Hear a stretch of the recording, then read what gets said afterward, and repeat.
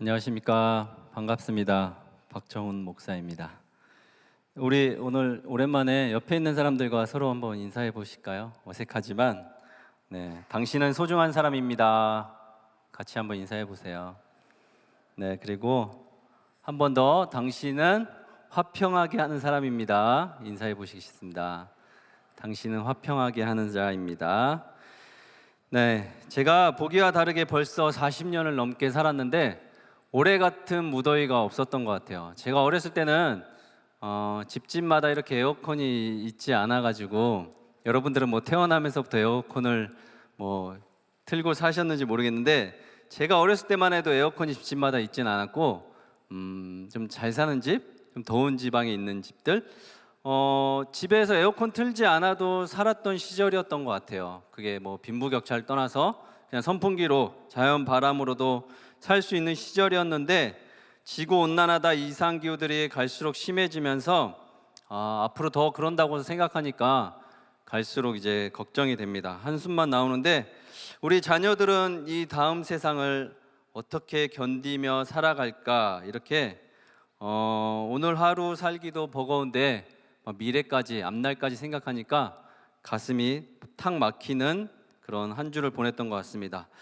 더운데 악착같이 막 산에 올라가서 일부러 땀도 흘리고 옷이 젖을 정도로 맨발로 막 이렇게 뛰어도 다니고 하면서 이렇게 시간을 보내고 있는데, 여러분 좀만 견디시면 좋을 것 같아요. 이제 3일 뒤면 이제 수요일이 이제 처서라고 하는데, 처서면 처서가 지나면 이제 신선한 바람들, 이제 선선한 바람들도 불어서 모기가 입이 이제 삐뚤어지는 그런, 삐뚤어진다는 속담처럼 처서의 서늘한 바람이 여러분들의 삶에도 불었으면 좋겠습니다. 말씀을 전하기 전에 지난 시간의 내용을 잠깐 말씀드리고 싶은데, 저에게 권력의 반대말이 뭐라고 했죠, 여러분? 온유라고 했습니다. 부당한 권력 앞에 온유함으로 맞서야 하는 거냐? 저한테 이렇게 질문하신 분들이 많았어요. 그래서 여기에서 좀 말씀을 드리려고 합니다. 그렇게 생각하는 사람들이 있을 것 같아서, 부당한 권력 앞에 여러분들이 제일 하기 쉬운 방법이 여지껏 뭐였습니까? 맞서는 거죠. 맞서는 거, 싸우는 겁니다. 근데 우리가 계속 그렇게 살아왔고, 또 세상에서 바보 소리 들었지 않으려면 그래야겠지만, 여러분들이 온유라는 단어가 생각났거나 하나님의 말씀이 기억나셨다면 온유로 한번 맞서보라고 이야기를 했습니다. 그러면 이길 수 있느냐? 목사님, 그렇게 온유로 부당한 권력 앞에 목소리 크고 힘센 사람들 앞에 온유함으로 맞서면 이길 수 있습니까? 저에게 이렇게 물어보시면, 네, 당연합니다. 당연히 이길 수 있습니다. 이렇게 저는 이야기할 겁니다. 그리고 그런 사람이 반드시 땅을 차지한다고 성경에는 나와 있기 때문에, 제가 명색이 목사이고 하나님의 말씀을 전하는데 머리를 끄적거릴 이유가 없다고 생각합니다. 부당한 권력 앞에도 여러분들 온유함으로 맞서시길 바랍니다. 온유는 예수님의 성품이고, 최고의 권력을 가진 하나님께서도 자신의 권력을 함부로 남용하지 않으시고 온유함으로 자신의 아들을 심판대에 올리시고 십자가에 달리게 하심으로 온유함의 극치를 보여주셨습니다. 그리고 다 이루셨습니다. 온유는 바보같이 참는 게 아니라 괴롭힘을 당해주는 거예요. 그리고 결국 그분의 말씀을 지키고 따르는 것이며 결국 승리하게 됩니다. 그러면서 권력을 가진 자를 두려워하지 말고 온유한 자를 두려워하라고 말씀을 드렸습니다. 사람들이 그런 걸 알아볼 것입니다. 그리고 온유한 자들에게 사람들이 반드시 따를 것입니다. 권력은 나를 따르라고 말하지만 권위는 당신을 따르겠습니다. 그건 온유함에서 나온다고 이야기를 했습니다. 계속해서 과잉 시대를 살아가는 그리스도인 7번째, 거짓 평화의 과잉, 화평하게 하는 자라는 주제로 말씀을 나누도록 하겠습니다. 자, 먼저 용어부터 좀 정리했으면 좋겠는데, 평화와 화평의 차이가 뭘까요, 여러분? 이렇게 뒤집는 차이인가요? 평화, 화평.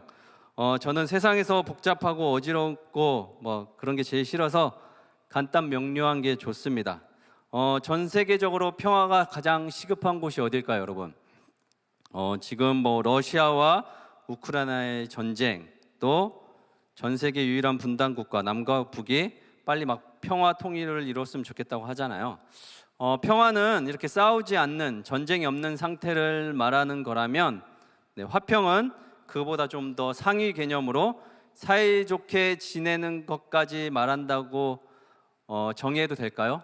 평화가 싸움이 없는 상태, 화평은 싸움이 없는 상태를 넘어 사이좋게 지내는 거. 집이 평화로워야 엄마 아빠가 으르렁거리지 않아. 이건 평화고, 엄마 아빠가 으르렁거리지 않고 싸우지 않는 걸 넘어서 차도 잘 마시고 대화도 자주 하시고 웃음소리가 끊이지 않는다면 그건 화평한 가족이 되겠죠. 그렇게 용어 정리를 생각하고 봤을 때 저는 화평이란 단어를 교회에서 처음 알았습니다. 온유라는 단어도 그렇고 긍휼이라는 단어도 그렇고 교회에서 처음 알게 된 단어들이 몇 가지 있는데 그 중에 하나가 화평입니다. 저희 교회 전도사님 중에 화평이라는 이름을 가지고 계신 분이 계셔서 제가 설교 준비하다가 밤에 생각나서 이제 카톡을 보냈어요. 그리고 질문하고 답을 기다리고 있는데 뭐라고 온 줄 아세요? 뭔가 엄청난 뜻이 있겠지. 어지간해서 이름을 화평이라고 지었을까? 차 목사님이 저와 개인적인 이야기를 막 캡처해서 올렸잖아요. 저는 그거 보면서 저는 그러지 말아야지. 계속 귀찮게 막 동의했지만 저는 그러지 말아야지 했는데 저도 한번 올려볼게요. 네, 보이시나요? 네, 전도사님 뜬금없지만 이름이 왜 화평인가요? 저희 할아버지가 지으신 이름인데 잘 모르겠다고 이렇게 해서 저는 뭔가 뭐 특별한 의미가 있는 줄 알았는데 참 솔직하게 이렇게 이야기해 주셨더라고요. 네, 사실 주제는 정해졌는데 설교의 본문을 고민하다가 내려주셔도 됩니다. 네, 바쁘고 정신없는 와중에 3편이나 막 설교를 쓰게 되었어요. 첫 번째는 예레미야 14장에 갈 때까지 간 유다 백성의 완악함과 거짓 선지자들의 거짓 평화에 대한 예언과 그에 따른 분노로 인한 예레미야의 눈물 말랄 없는 선지자의 강구 내용을 가지고 설교를 준비했었고, 또 열왕기상 21장에 있는 나봇의 포도원 이야기를 가지고 하나님의 말씀을 지키며 포도밭을 지키려고 애쓰는 나봇과 그것을 어떻게든 빼앗으려고 하는 아합 왕과 이세벨의 이야기, 또 이제 평화를 지키려는 자와 빼앗기려는 자의 그 혈투, 그걸 가지고 말씀을 이렇게 살펴보려고 준비를 하다가 지난 주일 저녁에 제가 저녁마다 이제 운정호수공원을 뛰다가 우연히 찬양 한 곡을 듣다가 말씀을 이렇게 다시 바꾸게 되었습니다. 그것이 오늘 본문 말씀입니다. 그리고 떠오르는 연상되는 모습들이 있어서 사진에 담아왔습니다. 보이시나요? 가면무도회, 또 쇼윈도, 그 다음에 망원경. 네, 다 자기를 가리고 있어서 누군지 잘 몰라요. 쇼윈도 마네킹은 항상 누군가에게 보여주기 위해 멋진 옷만 입고 있어요. 마지막으로 현미경은 인간의 속까지 다 비출 수 있다면 우리의 속사람은 뭐가 나올까, 그런 생각이 들었습니다. 여러분들의 삶은 평안하십니까?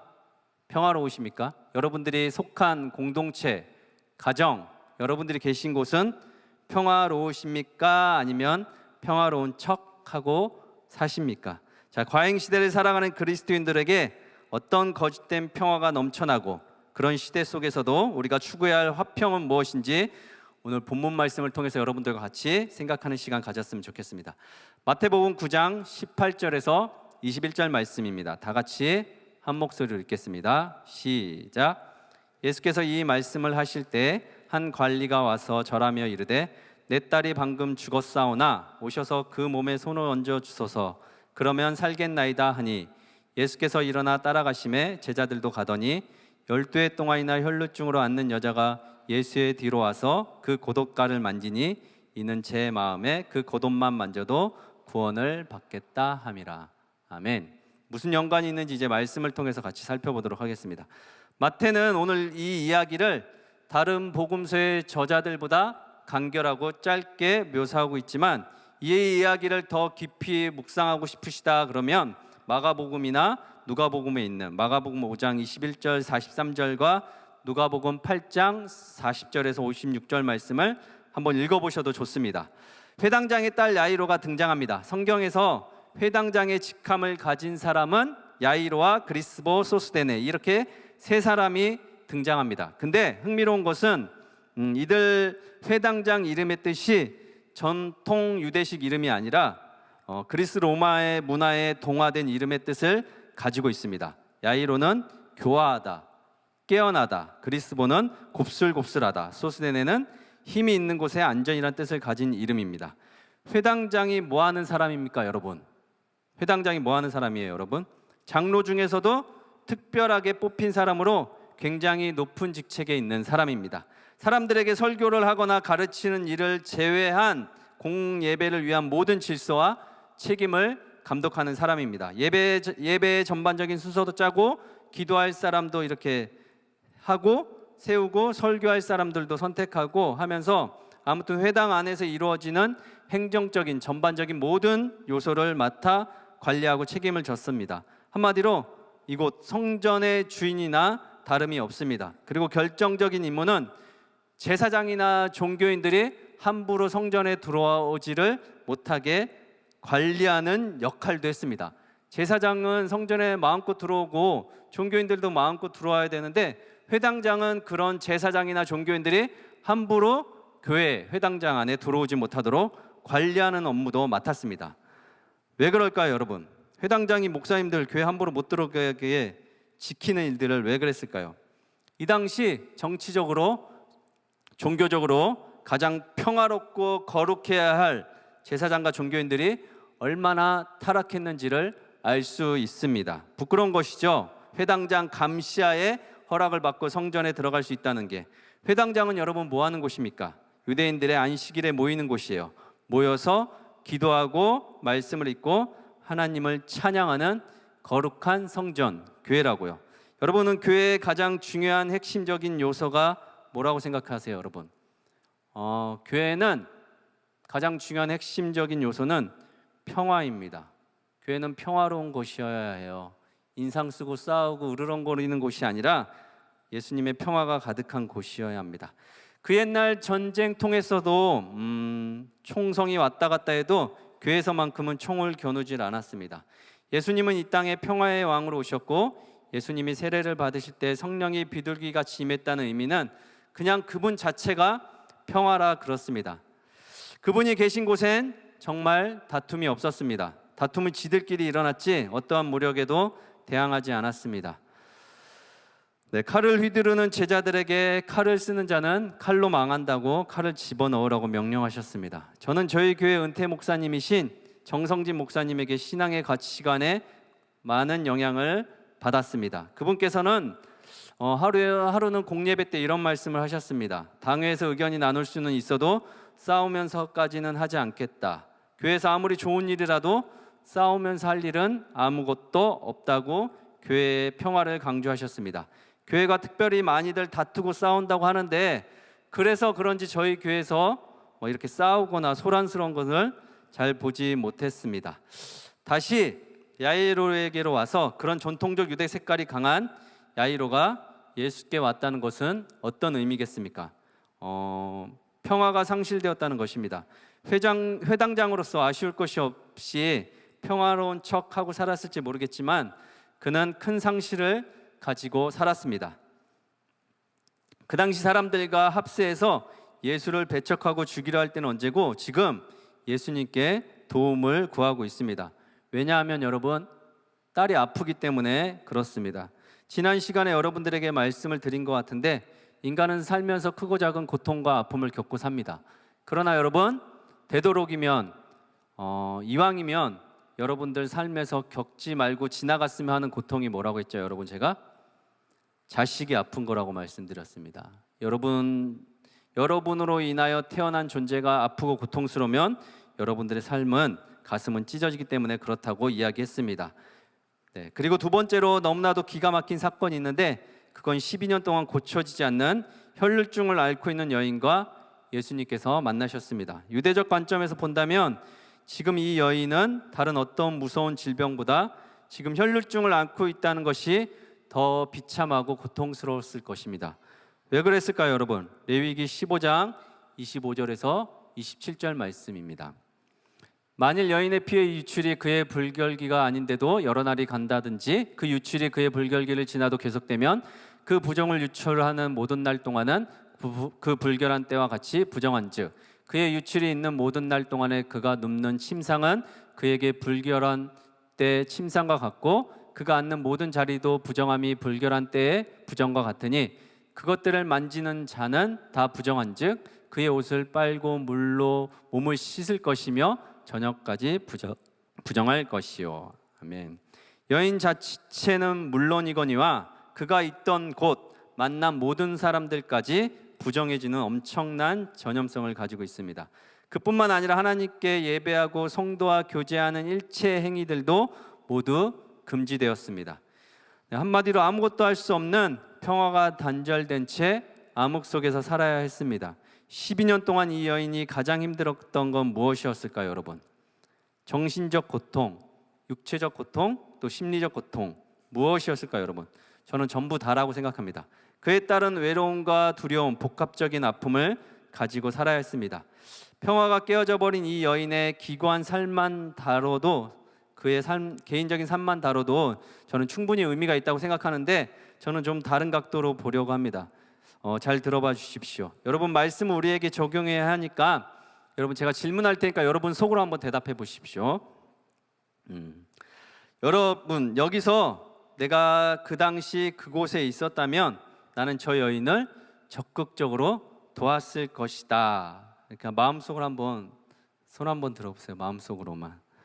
내가 그 당시 그 자리에 있었다면 이 혈루증 앓고 있는 여인을 적극적으로 도와줬을 것이다. 한번 말씀해 보세요, 여러분. 저에게도 이거 말씀을 묵상하면서 왔던 질문이라서 여러분들에게도 해보겠습니다. 솔직히 한번 따져봤으면 좋겠어요. 12년 동안 이 사람을 내버려둔 건 사실 어쩔 수 없는 상황 아니었을까요, 여러분? 전염성이 있다고 하고 또 율법에 부정한 거라고 하는데 나름 율법을 그 사람들은 철저하게 지킨 것 아닐까요, 여러분? 이건 개인의 능력 바뀐 것 같아요, 여러분. 저런 사람들까지 어떻게 다 신경 쓰면서 신앙생활을 합니까? 막 이런 생각 할 수도 있을 것 같다는 생각이 들었어요. 공동체가 품을 수 있는 사람은 여러분 어디까지입니까? 교회라고 다 품을 수 있는 거 아니잖아요. 다 수용할 수 있어요, 여러분? 그게 더 오히려 거짓 평화 아니겠어요, 여러분? 싫은데도, 엉망진창인데도, 평화를 깨트리는데도 어떻게 다 품을 수 있겠어요? 나도 주일 하루 은혜 받고 한 주를 살려고 오는데 여기서까지 희생해 가면서 신앙생활하는 거 버겁다라고 할 수 있지 않겠습니까, 여러분? 제가 설교 준비하면서 주님과 나눈 대화입니다. 밤에 주님, 제가 어디까지 품고 참아야 합니까? 12년 된 혈루증 여인 불러다가 멀쩡한 사람들 정죄하는 것 같아서 불편하다고 이야기했습니다. 근데 여러분, 기가 막히게 머릿속으로 스쳐간 그림이 하나 있어요. 그게 바로 혈루증 여인보다 혈루증 여인이 있었던 장소예요, 여러분. 그것 때문에 너무 기가 막혔어요. 그것을 제가 실제로 가봤거든요.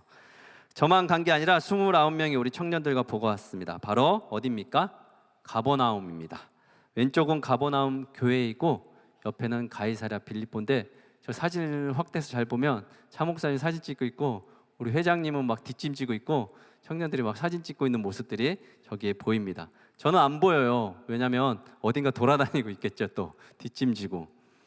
네, 저기서 장소인데 그 혈루증 여인이 왜 가이사랴 빌립보를 보여드렸냐면 저것이 베드로가 신앙 고백했던 장소인데 유대 전승에 보면 혈루증 여인이 저기서 고침을 받은 기념교회가 저기 세워져 있다고 합니다. 가이사랴 빌립보에. 제가 가봤는데 그 형태는 막 사라져 있고 돌만 이렇게 남아 있습니다. 가버나움이고 베드로의 신앙 고백이 있던 가이사랴 빌립보의 혈루증 여인이 고침을 받은 기념교회가 저기 세워져 있었습니다. 이번 이스라엘 성지 여정 중 가운데 우리 일행들이 직접 찍은 사진들입니다. 여러분, 가버나움이 어떤 곳입니까, 여러분? 가버나움이 어떤 곳이에요, 여러분? 예수님께서 공생의 3년을 갈릴리 지역에 사셨는데 그 중에서도 가버나움은 예수 그리스도가 공생애를 시작한 곳이자 사역의 거점이 되는 굉장한 중요한 곳입니다. 복음서에서도 예루살렘 다음으로 가장 많이 지명이 되고 나오는 이름입니다. 가장 많이 언급될 정도로 예수님께서는 이곳에서 12제자 중에 베드로와 안드레, 야고보, 요한, 마태를 제자로 삼으셨고 특히 예수님께서 공생의 기간 동안 가장 많은 표적과 기사와 기적들과 치유와 회복을 나타낸 곳이 바로 가버나움입니다. 굉장히 황홀하고 은혜로운 곳입니다. 사랑하는 여러분, 그럼 이곳은 어떤 곳이어야 될까요, 여러분? 세상 어느 곳보다 평화롭고 세상 어디와도 비교할 수 없을 만큼 숭고하고 또 웅장하고 말로 표현할 수 없는, 죽어가는 사람도 살아나는 회복과 기적이 일어나는 엄청난 곳이에요, 여러분. 지금 이 혈루증 여인이 그 인파 속에서도, 사람들에게 걸리면 맞아 죽을지도 모르는 그 인파 속에서도 목숨을 걸고 사람들 틈으로 나올 수 있었던 근거가 여러분 무엇이었을까요? 돌로 맞아 죽어도 아깝지 않은 천박한 취급을 받는 피비린내 나는 여인이 예수를 보고 감히 밖으로 나올 수 있었던 근거가 뭐였겠냐고요, 여러분. 가버나움이라서 그래요, 여러분. 이해되세요, 여러분? 여러분, 여기는 특별한 곳이라고요. 이 땅은 특별한 곳이에요, 여러분. 예수님의 왕래와 기적과 표적이 일어나는 곳이라고요. 여러분, 오늘날 가버나움 같은 곳이 있다면 어디라고 하겠어요, 여러분들은? 저는 여기라고 생각해요, 여러분. 여기가 오늘날 가버나움 같다고 생각이 듭니다. 그 가버나움과 비슷한 곳이 바로 여기라고 생각해요. 제자를 부르시고 세우시고 예수님의 많은 기적과 표적이 나타나는, 혈루증 여인과 같은 사람도 돌로 맞아 죽지 않고 나올 수 있고, 오늘날 가버나움 같이 치유와 회복이 있어야 하는 가장 평화롭고 은혜로운 곳, 어디라고 생각하세요, 여러분? 저는 교회, 이곳이라고 생각해요. 건물만 말하지 않고 여러분들 개개인이 교회라면 여러분들 개개인이 가버나움과 같은 곳이라고 생각합니다. 가장 세상에서 안전하고 따뜻하고 평화로워야 될 곳. 저는 지금 외형적인 건물만을 말하는 것이 아니라 여러분 개개인들을 이야기하고 있습니다. 여러분들은 이제 평화로우십니까? 그리고 여러분들의 삶에는 기적들이 일어나고 있습니까? 여러분들은 어떤 사람도 긍휼히 여기고 수용하고 사십니까? 교회를 몇 년째 다니시는가요? 예수 믿은 지 얼마나 되셨어요? 더군다나 큰 교회 다니니까 때만 되면 수련회도 가고 비전 트립도 가고 다양한 성경 공부도 있고 나눔과 교제도 풍성하고 심지어 기도한다고 수도원도 가고 그러잖아요. 여러분들 삶은 그래서 평화로우십니까? 여러분들에게 샬롬이 있는지, 세상 문제들을 가지고 이곳에서 예배드리고 나누고 기도하면 주님의 평화가 여러분들 삶에서 막 넘쳐서 세상 밖에서 이렇게 웃고 평화롭게 사십니까? 아니면 여러분들의 감정을 오히려 다른 사람들에게 쏟아내기 바쁘십니까? 이 질문들이 1년에 한 번 있는 지난주 휴가 때 저에게 막 쏟아지기 시작했어요, 여러분. 여러분들을 정죄하려고 하는 말이 아니라 저에게 막 쏟아지기 시작했어요. 혹시 여기서 지난주에 제 모습을 눈치챈 사람 있을까요? 저 사실 지난주에 핸드폰을 물에 던져버리고 빠뜨리고 섬에 들어가거나 우주선을 타고 멀리 달나라를 가거나 아니면 머리 깎고 이렇게 산에 들어가고 싶었거든요. 머리 깎고 산에 들어가는 게 중이 되겠다는 게 아니라 그냥 자연인이 되고 싶어서 정말 폭발하기 일보 직전의 상태였거든요. 아무도 눈치 못 챘다면 거짓 평화의 성공입니다. 근데 집에 들어가자마자 아내가 알더라고요. 푹 죽어서 들어가 있으니까 막 아내가 막 달라붙는 거예요. 다 죽어서 막 한숨 푹푹 쉬니까 아내가 바람 쐬러 가자고 그래서 이제 한강 좋아하니까 한강을 바라보면서 이렇게 바람을 쐬고 왔는데, 쐬고 오고 나서 운정 호수공원 가서 이제 1시간을 달리고 아내에게 전화를 했습니다. 숨어버리고 싶다, 사라지고 싶다. 그랬더니 아내가 뭐라고 했는지 아세요? 괜찮아, 괜찮다고. 역시 여자는 무서운 것 같아요. 괜찮다고 막 숨어버리라고 사라져버리라고 막 그러더라고요. 휴가 6일 중에 제가 지난번에 또 그 전주가 휴가였거든요. 휴가 갔다 오고 나서 그런 감정이었던 거잖아요. 제가 휴가 3일 중에 휴가 6일이 휴가인데 그 중에 3일을 좀 이번에 의미 있게 써보자 그래서 발달장애인 중에 엄마랑 같이 잘 못 있는 심한 중증 장애인 친구가 있어요. 폭력도 심하고 잠도 안 자고 하여튼 엄마를 너무 심하게 괴롭히는 친구가 있는데 그 친구랑 3일을 같이 먹고 자고 했습니다. 그리고 어머니한테 부산에 딸과 휴가를 보내라고 했는데 부산에 가서 이렇게 딸과 휴가 보내고 사진을 찍어 보내셨더라고요. 그래서 잘했다 싶었습니다. 그리고 저는 수요일에 이제 가족들과 미리 예약해둔 이제 그렇게 3일을 보내고 가족들과 예약해둔 펜션을 갔는데 여러분 뭐가 왔죠, 여러분? 태풍 왔잖아요. 태풍 가자마자 막 비가 오고 막 바람이 부는데 나름 유명한 펜션인데 사람이 아무도 없더라고요. 사람이 아무도 없는데 저희만 있었어요. 그래서 그냥 바로 돌아와야 했습니다. 또 금요일 밤에는 리더들 만나고 새벽까지 뭐 이야기하고 설교 준비하고 휴가지만 휴가답게 보냈겠어요? 제가 미뤄둔 일들 누가 대신해 주는 것도 아니고 그냥 말이 휴가고 교회만 안 나왔지 제가 해야 될 일들은 계속 하고 있었던 거예요. 그 시간을 언제 했겠어요, 여러분? 낮에는 애들하고 놀거나 장애인 친구랑 있었으니까 밤에 했을 거 아니에요. 새벽 3시까지 계속 이제 수련회 준비하고 또 이제 설교 준비도 하고 또 뭐 리바이블도 이렇게 좀 준비도 하고 또 토요일 이제 자려고 11시 반에 이렇게 자려고 했는데 그 카톡 단톡방에 보니까 내일 옥토가리가 나라고 그래가지고 또 2시까지 준비하고 정말 내일을 누가 대신해 주지 않는구나, 내가 안 하면 안 되는구나. 근데 제가 지금 바쁘고 피곤한 걸 얘기하려고 하는 게 아니라 지난 시간에 최재형 목사님께서 선택의 과잉 말씀하시면서 우상 숭배와 연결되어 있다는 걸 말씀해 주셨잖아요. 근데 저는 매번 크고 작은 선택을 이제 해야 하는 순간에 뭐가 잘 안 맞는 거예요. 저는 그걸 우상 숭배와 연결하지 않고 이제 상황을 막 탓하기 시작했습니다. 인간들 왜 저래? 날씨 왜 저래? 그냥 다 이런 상황들이 너무 안 맞는 거예요. 제가 이렇게 잠도 안 자고 이렇게 힘들게 지금 막 열심히 하고 있는데 상황들은 왜 이러지? 막 이러면서 나야말로 왜 저러지 하다가 주일날 밤에 은정 호수공을 막 뛰다가 찬양 한 곡에 이렇게 설교가 바뀌었습니다.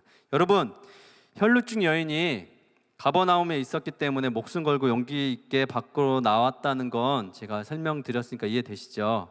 근데 가버나움은 어땠을 것 같으세요, 여러분? 저는 거짓 평화로 가면 무도회, 쇼윈도장, 또 쇼윈도 위에 마네킹 같고 기득권 세력들이 있던 유대인들 막 현미경으로 관찰해 보면 깊이 들어가 보면 개개인의 삶은 죄악과 어둠으로 가득 차 있었다고 생각이 들었고 불행하게도 그게 저의 모습은 아니었나 이런 생각이 들게 되었습니다. 회당장 야이로의 딸은 죽었다가 다시 살아났고 12년간 혈루증을 앓았던 여인은 예수 옷자락에 손을 대자 병이 나았고 지붕에서 침상채 내려진 중풍병자는 죄사함을 받아 스스로 침상을 가지고 나갔으며 예수님은 중풍병에 걸린 백부장의 하인과 열병으로 앓아누운 베드로의 장모 등 온갖 병자들을 고칠 뿐만 아니라 귀신 들린 자에게서까지는 귀신까지 쫓아내셨습니다. 그리고 제가 그토록 성지순례 여정 가운데 가보고 싶었던 갈릴리 바다 위에서 무리를 걷는 모습도 가버나움을 가는 길에 일어났습니다. 그러나 여러분, 가버나움은 사람들의 삶과 신앙은 전혀 변화가 없었습니다. 너무나도 기가 막힌 장소고 너무나도 거룩한 곳이고 너무나도 하나님의 기적과 표적이 나타나는 장소임에도 불구하고 거기에 있던 사람들은 아픈 사람들 하나 돌보지 못했고 병자 취급했고 불결한 사람 취급했고 자기들끼리 히닥거리며 살았던 유대인들이 많았던 거짓 평화, 거짓 화평으로 가려져 있었던 곳이라는 것을 알게 되었습니다. 그게 고스란히 제 모습을 비추는 것 같았어요. 너무 피곤하고 힘들어요. 인간들 좀 그만 만나고 싶고 그냥 다 알아서 마음대로 하라 그러고 싶은 거예요. 마음속에. 마치 가버나움에서 거짓된 평화 속에서 선지자 노릇 근근히 하고 있는 저의 모습처럼 느껴졌습니다. 그런 가버나움을 주님께서 이렇게 책망하셨습니다. 우리 마태복음 11장 23절 24절 말씀 읽겠습니다. 여러분들 눈으로 같이 읽으셨으면 좋겠어요. 시작. 가버나움아, 내가 하늘에까지 높아지겠느냐? 음부에까지 낮아지리라.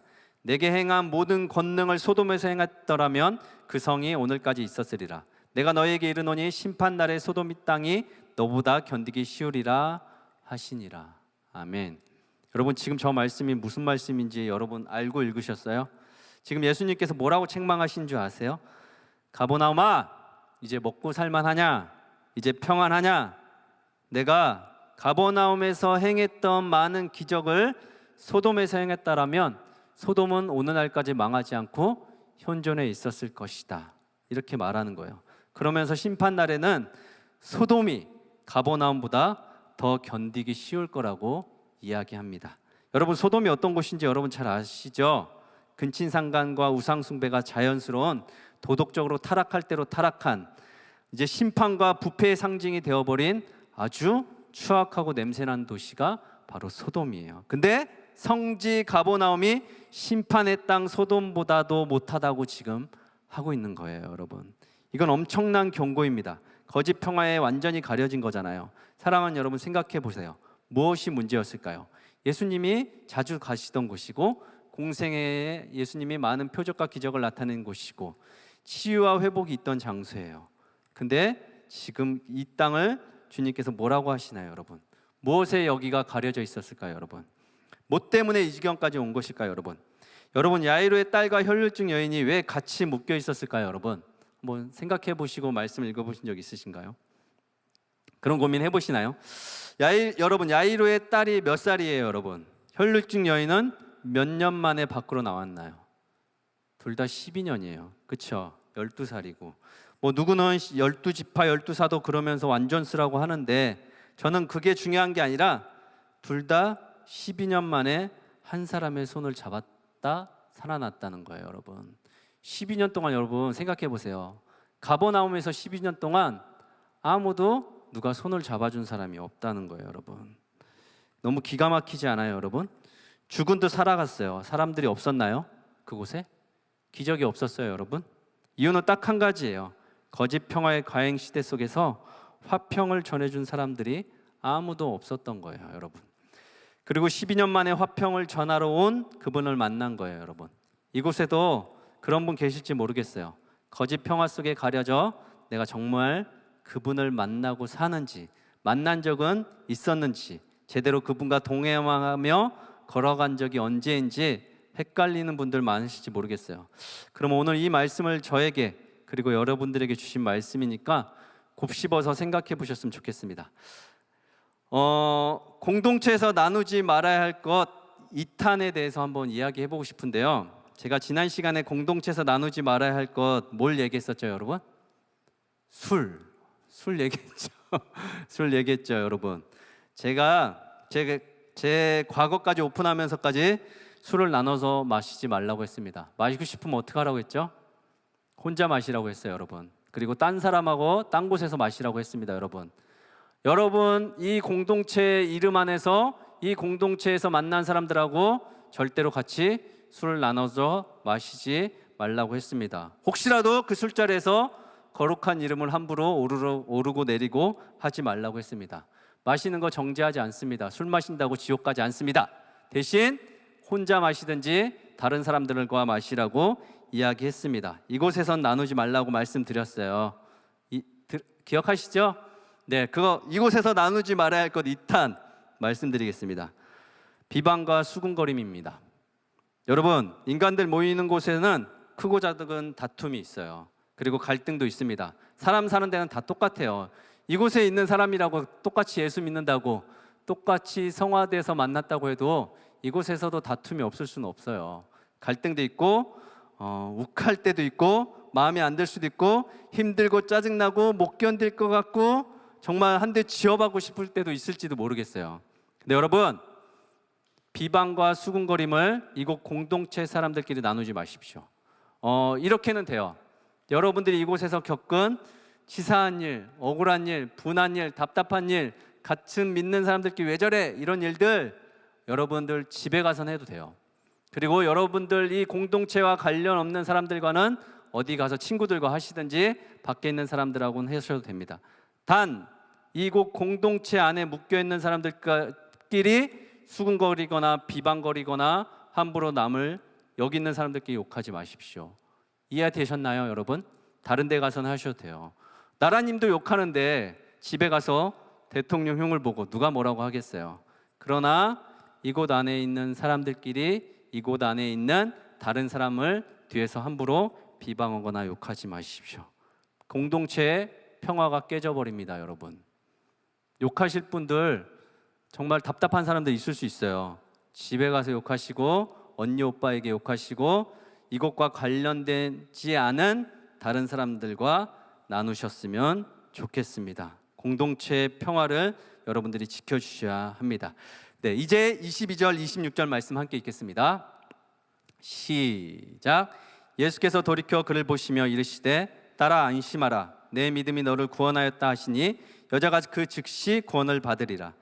예수께서 그 관리의 집에 가사 피리 부는 자들과 떠드는 무리를 보시고 이르시되 물러가라 이 소녀가 죽은 것이 아니라 잔다 하시니 그들이 비웃더라. 무리를 내보낸 후에 예수께서 들어가사 손을 잡으심에 일어나는지라 그 소문이 그 온 땅에 퍼지더라. 아멘. 이제 예수님께서 두려움에 떨고 있는 여인을 일으켜 안심하라고 말씀하십니다. 너무 슬프지 않아요, 여러분? 12년 동안 어떻게 살았길래 안심하라고 이야기했을까요, 여러분?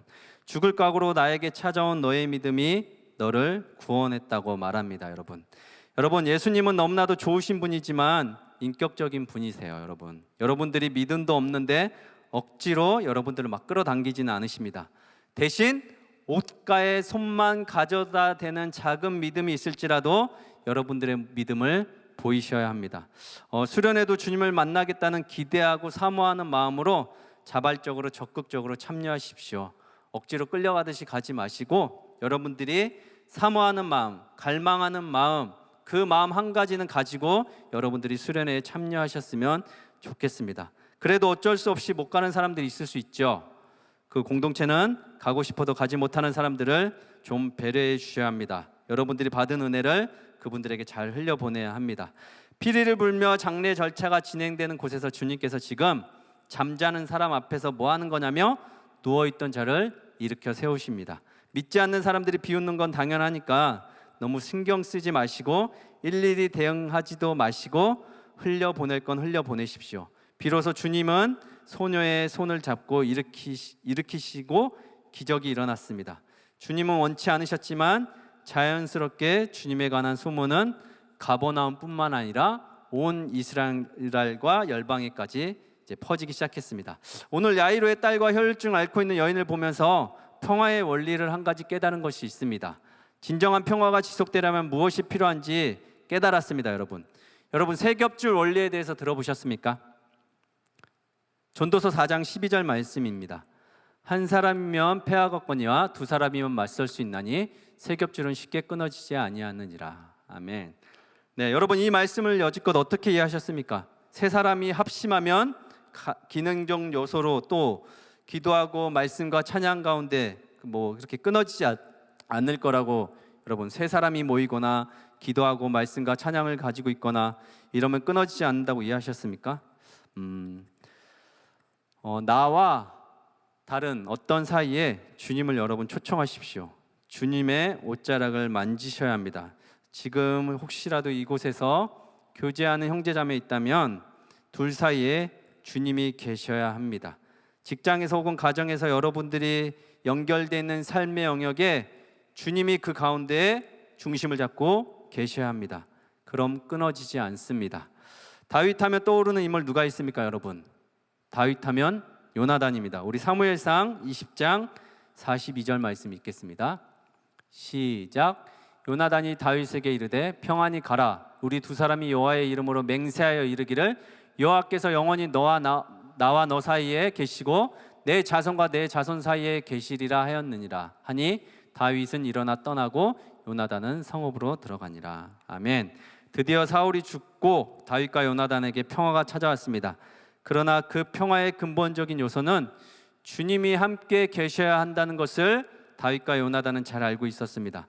주님이 계시지 않는 직장, 주님이 계시지 않는 가정, 주님이 계시지 않는 공동체, 다른 우상으로 채워져 있던 거짓 평화로 위장하며 살아가고 있지 않은지 여러분 돌아보셔야 합니다.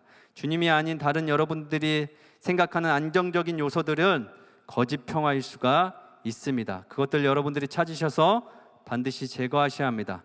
그게 사람이 되었든 돈이 되었든 무슨 사물이 되었든 말입니다. 이제 마지막 절 함께 읽겠습니다. 마태복음 5장 9절 말씀 함께 읽겠습니다. 시작. 화평하게 하는 자는 복이 있나니 그들이 하나님의 아들이라 일컬음을 받을 것임이요. 아멘. 오늘 본문을 자세히 묵상해 보니까 화평한 자가 아니라 화평하게 하는 자라고 말씀하십니다. 평화는 싸움을 멈추고 화해를 하는 거라면 화평은 다가가는 거라고 말씀을 드렸습니다. 그 말을 기억하시고 사진 하나만 보여주시겠어요? 네, 여러분 저 사진 익숙하신 분도 계시죠? 주일학교 선생님 하신 분들은 어떤 이야기를 인물화하였을까요, 여러분? 아시는 분 다 아실 것 같아요. 우리에게 너무나도 잘 알려진 교회 다니지 않는 사람들도 많이 알고 있는 선한 사마리아인 이야기, 또 자비를 베푼 사람 또는 강도 만난 자의 이웃 등으로 잘 알려진 이야기입니다. 내용은 다 아시리라 믿습니다, 여러분. 뭐 굳이 설명 안 하겠습니다. 이름 모를 한 사람이 예루살렘에서 여리고로 내려가다가 강도를 만나서 거의 맞아 죽을 지경에 옷까지 다 벗겨서 시름시름하고 죽어가고 있었습니다. 아무튼 그때 이제 세 사람이 지나가요. 저기 세 사람이 지나갑니다, 여러분. 제사장, 레위인, 그리고 장사꾼, 그냥 일꾼, 이렇게 세 사람이 지나갔어요. 제사장과 레위인은 어떻게 했나요, 여러분? 그냥 지나갔어요, 여러분. 그 일꾼은 어떻게 했나요? 적극적으로 살펴주고 치료해 주었습니다. 왜 그랬을까요, 여러분? 사진 한 번만 다시 띄워주시겠어요? 왜 그랬을까요, 여러분? 그냥 저 사진 보고 말씀해 보세요. 그리고 표정도 봐보세요. 손동작도 봐보세요, 여러분. 그걸 의도하고 저렇게 만들었는지 모르겠지만 여러분, 제사장과 레위인은 그냥 지나갔다고요. 제사장과 레위인은 무엇을 암송하고 살았냐면요, 신명기와 레위기 말씀을 묵상하고 살았어요. 암송하고 살았어요. 하나님을 사랑하고 이웃을 사랑하는 거. 근데 장사꾼은 그런 말 모르고 살았어요, 여러분. 왜 두 사람은 그냥 지나가고 한 사람은 그를 적극적으로 도와줬을까요, 여러분? 옷 때문에 그래요. 옷 때문에. 저는 옷 때문에 그런 거라고 생각해요. 제사장은 제사장 옷을 입고 있어서 자기 옷에 피 묻히기 싫은 거예요. 백성들 대신 성전 가장 깊숙한 곳에 들어가니까 지성소 안으로 들어가기 때문에 옷에 피 묻히면 죄가 되잖아요. 그래서 죽은 시체 같은 거, 이상한 거는 만지지 못하는 거예요. 제사장 옷을 입고 있어서. 레위인은 어떨까요, 여러분? 제사장 밑에서 보고 배운 게 있을 거 아니에요. 공무가 중요한 사람이라 하나님의 일 외에는 관심이 없었을 거예요. 사람이 죽어가든 말든 자기는 탁상 행정을 위한 종교적 공무원 노릇만 하고 있었을 거예요. 옷이 그렇잖아요, 여러분. 둘 다 레위기와 신명기에 나오는 하나님의 사랑과 이웃 사랑을 달달 외우고 살지만 이와 같이 행하는 것은 실제로 일어나지 않고 자의적으로 머릿속에 암송만 하고 살았을 것입니다. 반면에 장사꾼은 여러분 어떤 옷을 입고 있나요?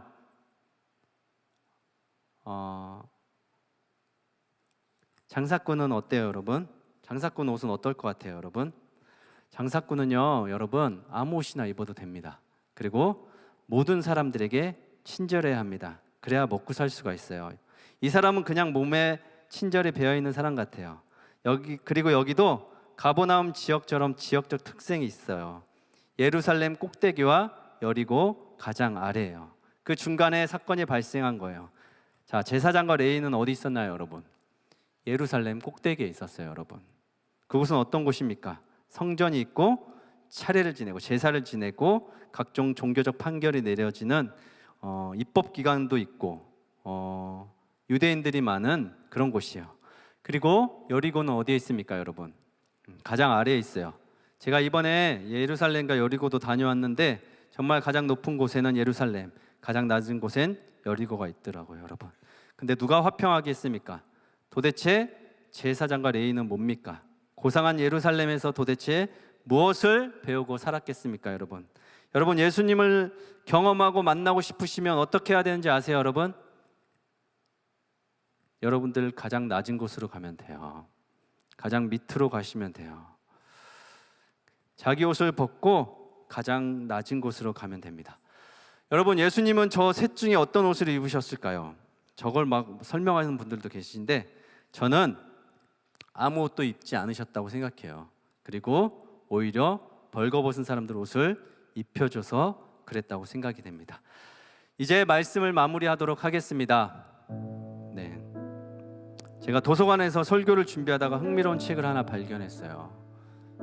그리고 그 서 있던 자리에서 1시간 동안 쭉 읽게 되었습니다. 책 좋아하시는 분들은 한번 읽어보시기를 추천합니다. 관계성에서 평화를 찾는 분들에겐 더더욱 추천합니다. 사람의 뇌는 무의식이라는 의미 없는 부분을 대부분 차지하고 있는데 빙산의 일각인 꼭대기 부분만 가지고 사람들은 왈가왈부하고 산다고 합니다. 상대방이 나를 알아줄 것이다 라고 기대하는 순간 마음의 풍파가 찾아온다고 합니다. 모르는 부분은 모르는 채로 존중하는 게 교양이고 걱정하는 마음 대부분은 인정 욕구가 차지하고 나머지는 자기 불안을 상대방에게 덮어 씌우려는 마음이 있다고 합니다. 특히 부부관계나 가족들, 직장 동료나 가까운 사이라고 생각했던 사람에게서 조금만 의견이 엇갈려도 왜 모르냐는 식으로 상대방의 의견을 내 식으로 바꾸려는 하는 마음도 같은 것이죠. 그래서 저자는 세상 일은 다 이해할 수 없고 다 이해할 필요도 없고 사람 사이에게 상처, 사람과 인간관계에서 상처를 받았다면 사람이 아닌 것을 상대해 보라고 이야기하더라고요. 말이나 정보에 의지하지 말고 밖으로 나가서 체감하라고 조언합니다. 제가 그러고 보니까 맞는 것 같아요. 열받으면 산으로 가는 게 네, 한강으로 가고. 네, 이번 수련회 여러분 각청별로 수련을 준비하잖아요. 이번에 특히 저희 공동체, 저희 팀에서는 기도하면서 제가 우리끼리만의 잔치가 되는 건 안 되겠다. 이게 어떤 잔치이고 언제 한번 열리는 건데 또 언제 열릴지 모르는 건데 우리 밖에 있는 잃어버린 양들을 찾아야 되겠다라는 마음이 들었어요. 그래서 프로젝트를 준비해서 이제 막 리더들과 TF 팀들이 손편지도 써고 이제 잃어버린 사람, 나왔던 사람인데 다른 교회 다니는 거 말고 교회를 혹시 나오지 못하고 있는 사람들, 지금 신앙을 잠시 내려놓거나 온라인에 있는 사람들이 있다면 그 사람들에게 우리가 부담 없이 수련회 와도 된다고 이렇게 초대해 보자. 이렇게 해서 이제 저도 5사람이나 떠올라서 5사람들에게 이제 손편지와 이제 글씨 메모를 써서 이렇게 보냈습니다. 몇 분이 답이 왔을까요, 여러분? 몇 분? 5명 중에 5명 중에 한 분도 답이 안 왔어요, 여러분. 답장이 아예 안 왔어요. 그리고 저뿐만 아니라 우리 리더들이 이렇게 이야기했는데도 한 명도 안 왔어요. 근데 하나님께서 2가지 마음을 주셨습니다. 잃어버린 양은 이 안에 있다는 마음을 주셨어요. 저는 밖에 있는 줄 알았어요, 여러분. 근데 잃어버린 양이 이 안에 있다는 마음을 주시니까 생각보다 많은 사람들을 내가 놓치고 살진 않았나, 그런 마음을 주시자마자 보니까 우리 팀에 정말 많은 사람들이, 거의 셀 모임에 나오는 사람들보다 더 많은 사람들이 수련회를 신청했어요. 그리고 오늘 여기 이렇게 예배 드리러 나오기 전에 한 사람에게 연락이 왔어요. 그래서 아까 리허설 때 찬양을 부르는데 마음이 울컥울컥 하더라고요.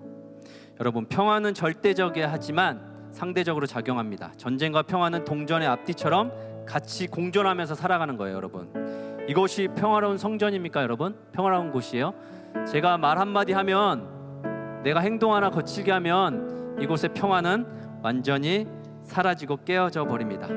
멀쩡하게 집 앞 산책길에서 기가 막힌 일을 당하고 쇼핑을 가던 길에 언제 칼을 맞을지 모르는, 홍수로 인하여 언제 물에 잠길지도 모르고 또 온난화로 언제 열사병에 걸려 쓰러질지 모르는, 우리는 그런 평화와 전쟁과 그런 것들이 공존하는 이 시대 가운데 살고 있습니다, 여러분. 가버나움에서 좋은 옷을 입고 좋은 음식을 먹고 살아도 그 속에 오랜 시간 병들어 있던 우리의 이웃이 있을 수 있고, 그곳에서 우리가 예수를 만나지 못했다면 12년 동안 갇혀 살았던 사람보다 더 불행한 사람일 수 있습니다. 우리는 평화로 위장한 이런 위험한 세상 속에서 화평의 사도가 되어야 합니다. 예수님의 십자가는 화평의 나무였습니다. 예수님이 바라던 십자가의 의미는 인간과 하나님과의 화해입니다. 죄로 깨어진 인간과 하나님을 연결해주기 위해 당신 자신이 희생양이 되셨습니다. 그것을 기억해낸다면 여러분들은 그냥 살 수가 없는 거예요, 여러분. 나를 하나님 만나게 해주시려고 누군가가 날 위해 죽으셨다는 것을 기억해낸다면 그냥 그렇게 사라질 수가 없습니다, 여러분. 그것을 기억해낸다면 화평하는 자에게 임하는 복, 하나님의 자녀라가 불리시는 그런 은혜가 여러분들의 삶에 있으시기를 예수님의 이름으로 축복합니다. 아멘. 이 시간 저의 발걸음을 멈추고 저의 설교 본문을 바꾸게 한 그 찬양을 이곳에서 한번 불러봤으면 좋겠습니다. 여러분들 중에 주의 발에 입 맞출 사람 있습니까? 주의 발에 무릎 꿇고 입 맞추고 그 발 앞에 눈물 흘릴 수 있는 사람이 있어요, 여러분? 여러분들이 어느 정도 상황이 돼야 그런 행동이 나올 것 같으세요, 여러분? 우리 찬양을 부르면서 같이 생각해보는 시간을 가졌으면 좋겠습니다. 주발 앞에 무릎 꿇고 주발 앞에 무릎 꿇고 그 사랑에 남기네. 어떤 말도 그 어떤 소리도 그 말 앞에서 잠잠해지네.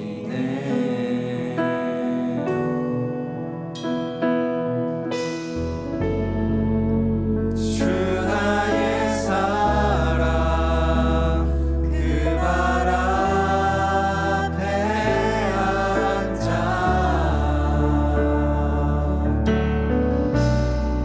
내 모든 기도는 사랑의 노래가 되네.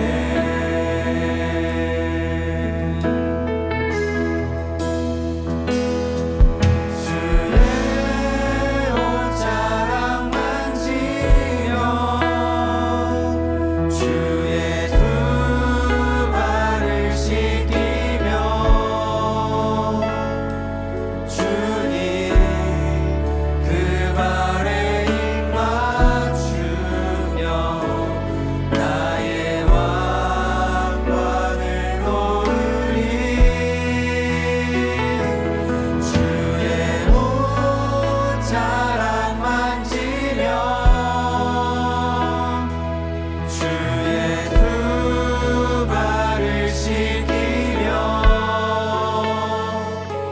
주님 그 발에 입 맞추며 나의 왕관을 놓으리. 주 나의 사랑 주 나의 사랑 그 발 앞에 앉아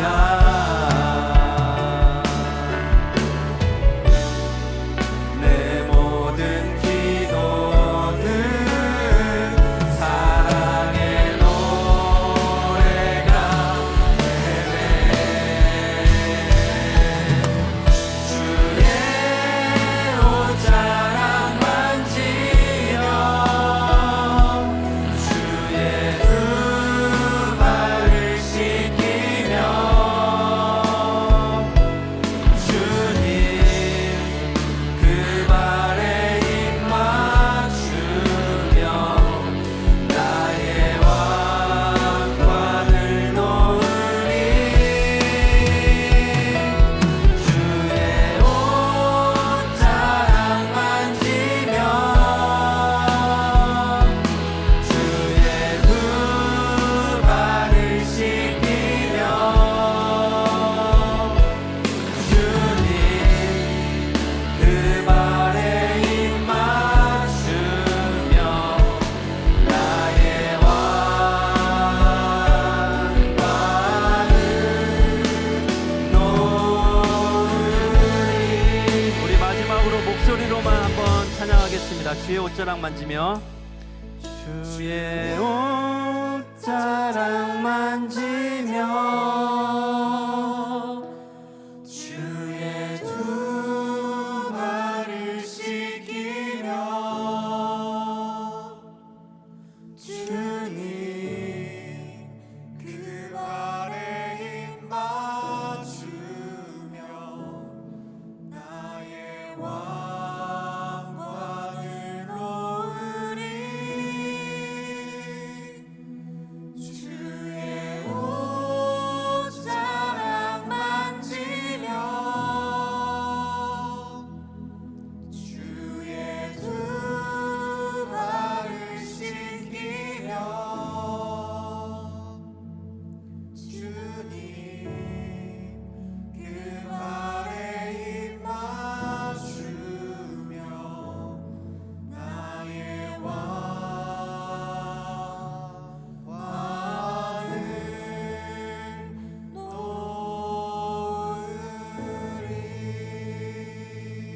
사랑하는 여러분, 우리 한 가지만 같이 기도합시다.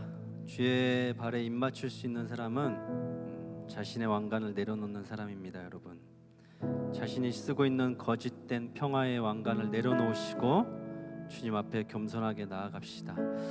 거짓 평화를 깨뜨리고 내가 있는 곳에서 화평의 사람이 되어야 되겠다 다짐하면서 기도했으면 좋겠습니다. 옆에 어떤 사람이 있는지 몰라요. 여러분, 어떤 사람이 지금 쓰러져 가고 말라가고 있는지 모릅니다.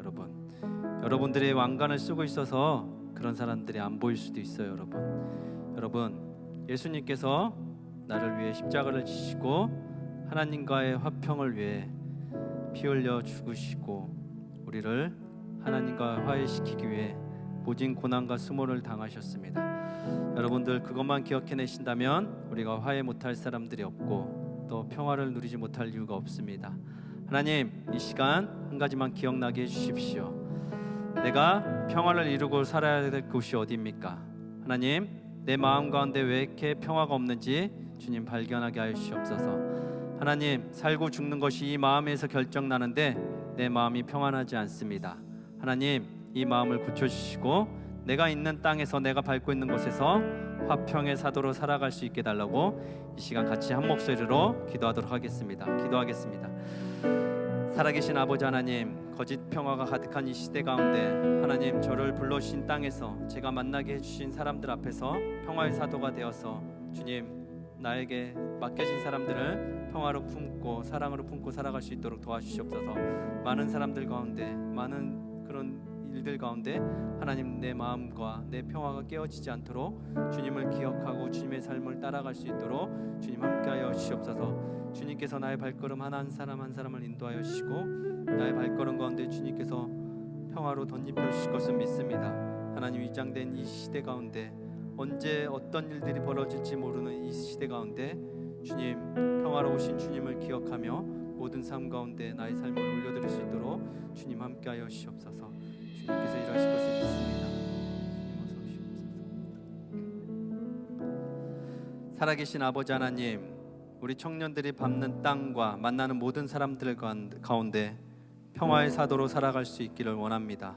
하나님, 그것 가운데 평화가 넘칠 수 있게 하여 주시옵시고 모든 화와 분노와 불신과 불평과 불효한 모든 것들이 다 우리 청년들의 말과 행동과 삶으로 그렇게 드러날 수 있도록, 그것을 평화와 화평으로 바꿀 수 있도록 우리 청년들 삶 가운데 늘 함께하여 주시옵소서.